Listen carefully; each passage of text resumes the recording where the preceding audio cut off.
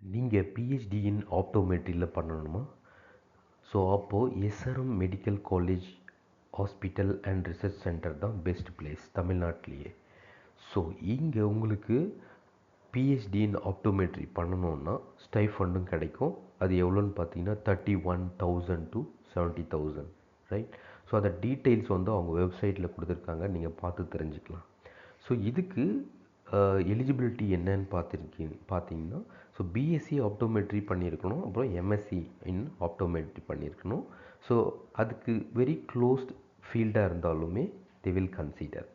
So PhD in optometry என்னன்னு தெரிஞ்சுக்குவோம். So பேசிக்காக பிஎஸ்சி இன் ஆப்டோமெட்ரி நம்ம கேள்விப்பட்டிருப்போம். ஸோ இவங்க என்ன பண்ணுவாங்கன்னா கண் பரிசோதிக்கிற வேலை செய்வாங்க. ஸோ அந்த மாதிரி பரிசோதனை செஞ்சு கண்ணில் ஏதாவது குறை இருக்கா, அதாவது கிட்ட பார்வையா, தூர பார்வையா, இல்லை வேறு ஏதாவது கண் சம்மந்தமான பிரச்சனை இருக்கா, இல்லை கண் சம்மந்தமான நோய் இருக்கா அப்படிங்கிறத கண்டுபிடிக்கிறது தான். இல்லை அது சம்மந்தமான பிரச்சனையை நம்ம கண்டுபிடிக்கிறது தான் இவங்களோட வேலை.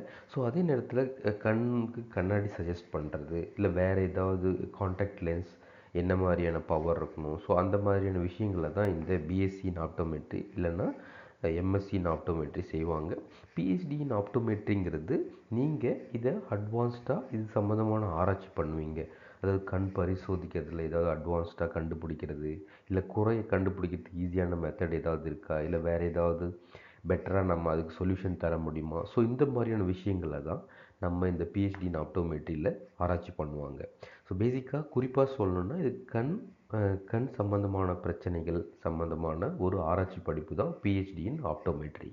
ஸோ பேசிக்காகவே நம்ம இன்ஜினியரிங் படிக்கணும், மெடிக்கல் படிக்கணும்னு சொல்லிகிட்டு இருக்கோம். ஆனால் இந்த மாதிரி பிஹெச்டி இன் ஆப்டோமெட்ரி இல்லை பிஎஸ்சி இன் ஆப்டோமெட்ரி இல்லை எம்எஸ்சி இன் ஆப்டோமெட்ரி பண்ணும்போதும் ஸோ நிறையவே நம்மளுக்கு வேலைவாய்ப்பு சுயமாக நம்ம வேலைவாய்ப்பு உருவாக்கிக்க முடியும். இல்லைன்னா ஒரு மெடிக்கல் காலேஜ்லேயும் நம்ம சேர்ந்து ஒரு ஜாப் ஆப்பர்ச்சுனிட்டியை க்ரியேட் பண்ணிக்க முடியும்.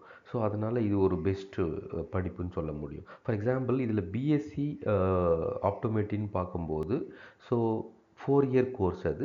ஸோ அந்த 4 இயர் கோர்ஸில் 3 இயர்ஸ் நீங்கள் தியரியாக படிப்பீங்க, 1 இயர் வந்து ப்ராக்டிஸ் ஏதாவது மெடிக்கல் காலேஜ்லேயோ இல்லை ஏதோ ட்ரைனிங் ஒரு கிளினிக்கல்லையோ நீங்கள் போயிட்டு அதை ப்ராக்டிஸ் பண்ணுவீங்க. அதே மாதிரி எம்எஸ்சி ஆப்டோமெட்ரிங்கிறது two years course. 1 year theory படிப்பீங்க, 1 இயர் வந்து ப்ராக்டிக்கல் பேஸ்டு ட்ரைனிங் இருக்கும், இல்லை ப்ராஜெக்ட் இருக்கும். ஸோ பிஹெச்டிங்கிறது கம்ப்ளீட்டாகவே நீங்கள் கோர்ஸ் ஒர்க் பண்ணுவீங்க. ஒரு 1 or 2 இயர்ஸ் வந்து தியரியாக படிப்பீங்க சில விஷயங்களை.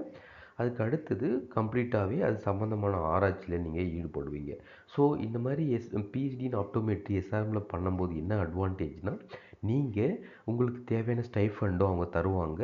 ஸோ நீங்கள் அதை பயன்படுத்திட்டு உங்கள் ஆராய்ச்சி படிப்பு எந்த ப்ராப்ளம் இல்லாமல் பண்ண முடியும்.